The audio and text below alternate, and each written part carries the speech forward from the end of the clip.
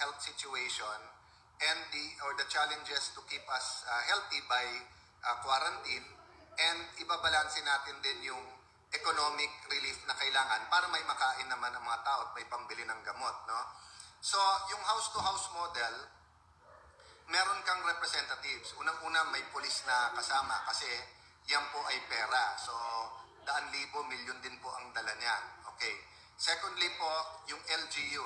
Kasi yan po ang magiging katuwang, maging DSWD, DOLE, o kung ano man mga sa gobyerno, yung LGU.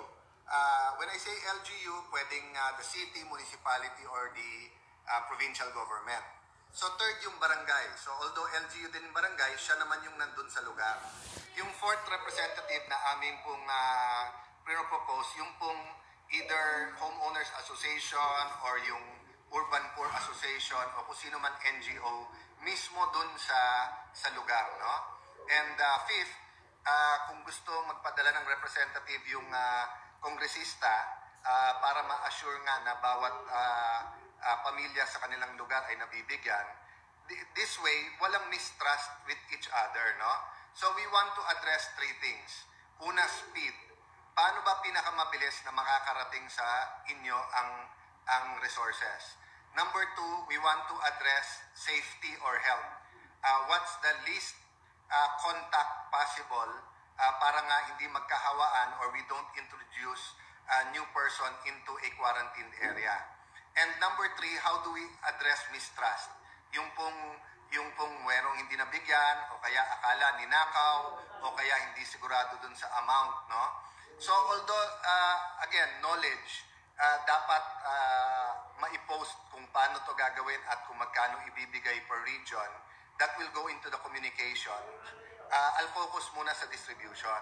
So dun sa team na sinabi ko, yung limang tao lang yon. So for example, no, Metro Manila, let's say Quezon City, Manila, San Juan, Taguig.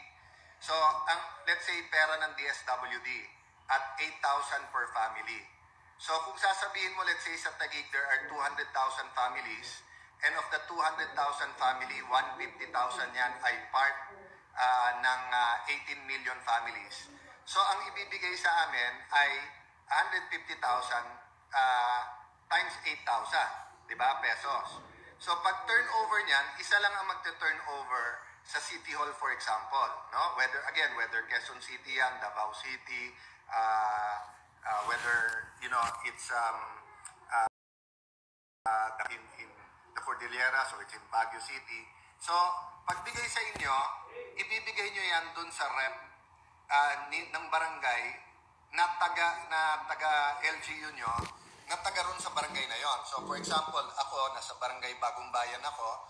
So meron rep ang city, may rep ang barangay, may rep yung urban poor namin dito, may rep po ang kongresista, may rep po may pulis o militar na kasama.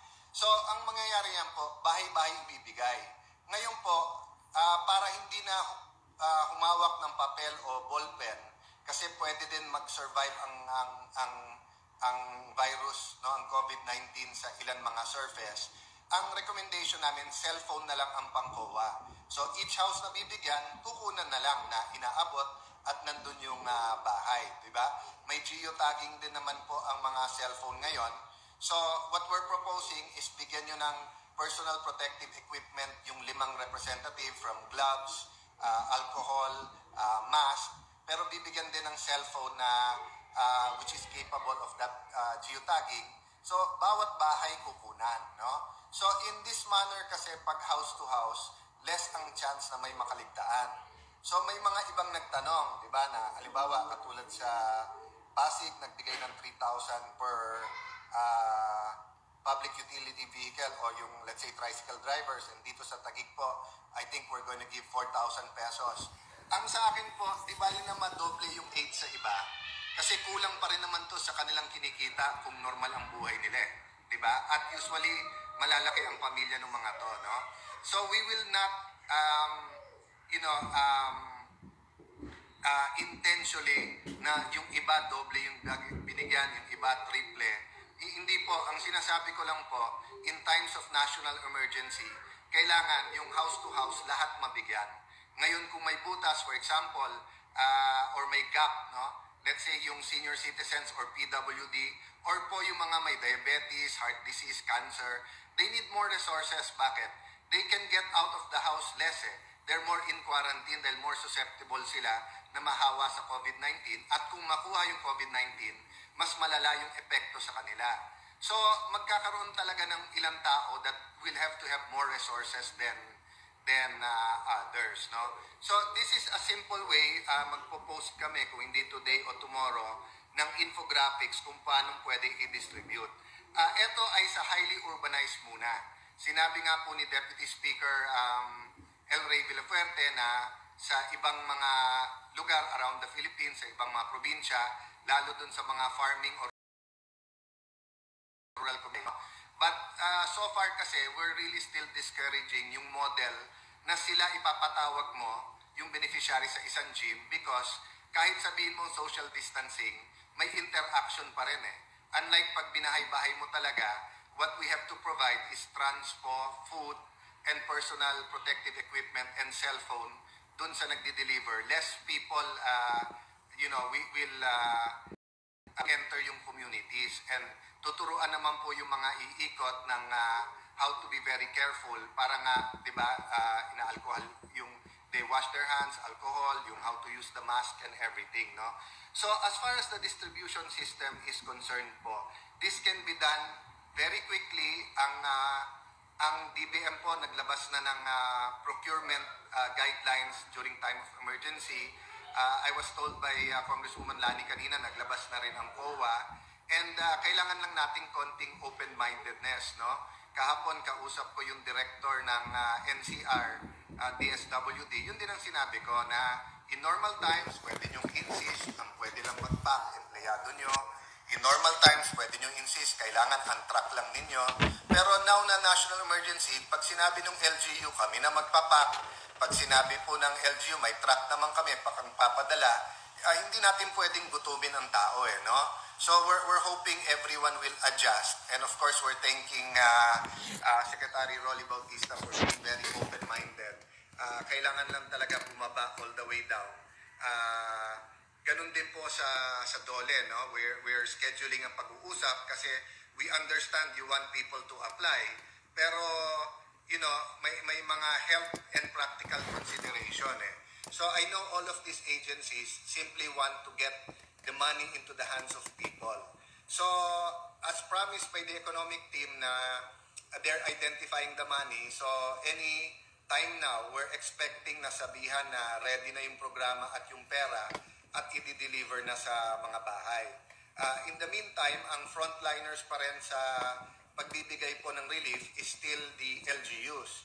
So, like kahapon, although ayos na yung distribution system at nakita namin ni Lani mismo, no? Kasi like in Pateros, when we turned over 3,500 envelopes na tig 1,000 peso, pinadala sa amin yung pictures ng mga bahay na nakatanggap, mga taong nakatanggap.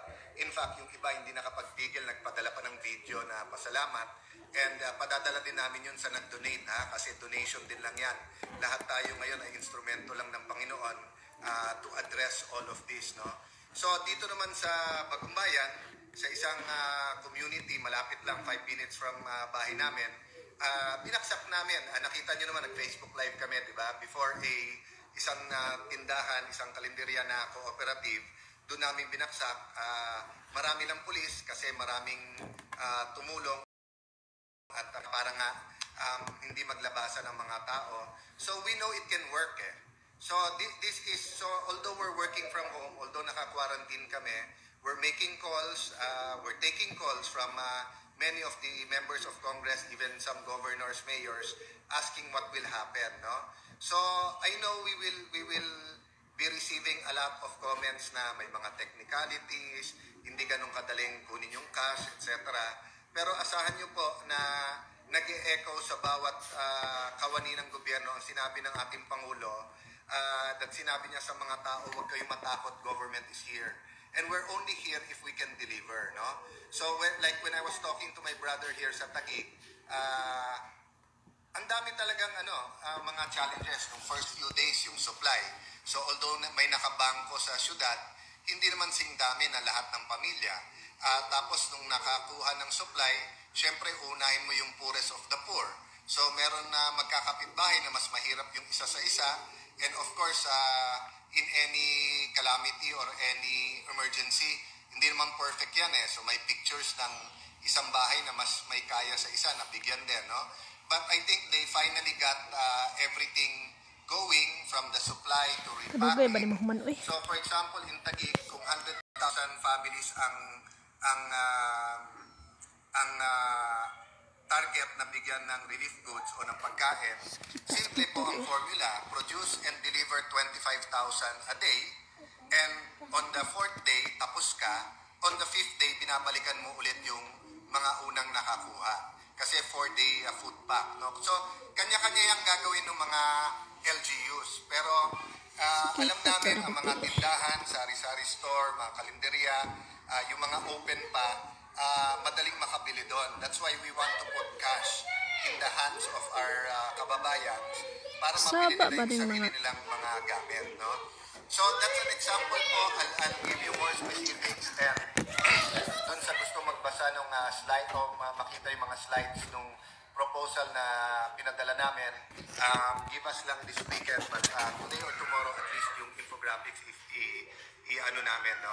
So we're also drafting a letter ang Kongreso, tawag ko nga yung mother letter, to the President and of course through to the executive branch, to the task force, no? Kung paano makakatulong ang Kongreso and to share with us if they're getting stuck in any part of the process para makatulong din kami. Let's take note po sa lahat ng nagko-comment, lahat ng nagko-complain.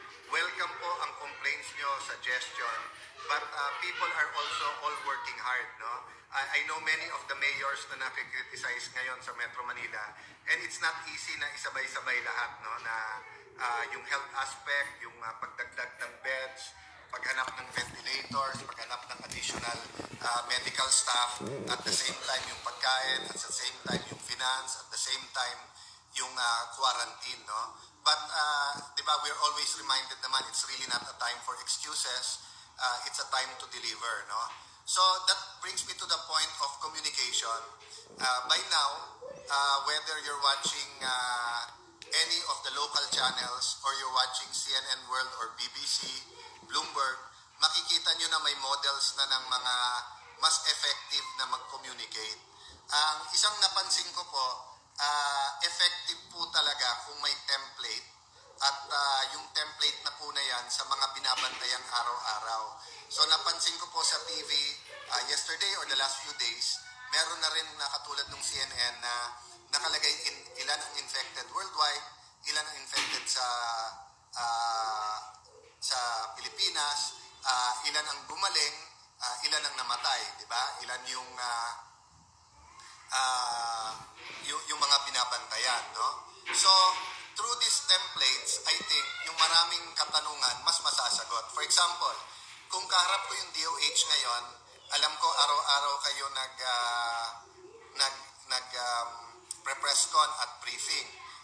And I know you have to respond to the questions of the media. But as I said, no, bagong mindset ngayon, national emergency. So if you see yung mga models na mga nagbre-brief ngayon around the world, inuunahan na nila ng mga basic na siguradong itanong. For example, I think tanong ng ating mga kababayan all around the country, do we have enough personal protective equipment for all the hospitals and mga medical centers, no? Of course, the answer right now is still no. But let's say in Metro Manila or in Region 1 or in Region 11, gaano kalaki ang shortage? How many hospitals there? Then makikita nyo po, for example, the Governor of New York, no? Sinasabi nga niya that he understands that ideally and mentally, no, ang thinking ng hospitals ay way at advance. Remember, mga doktor to, mga scientist to, no? So very in advance or very scientific mag-isip tong mga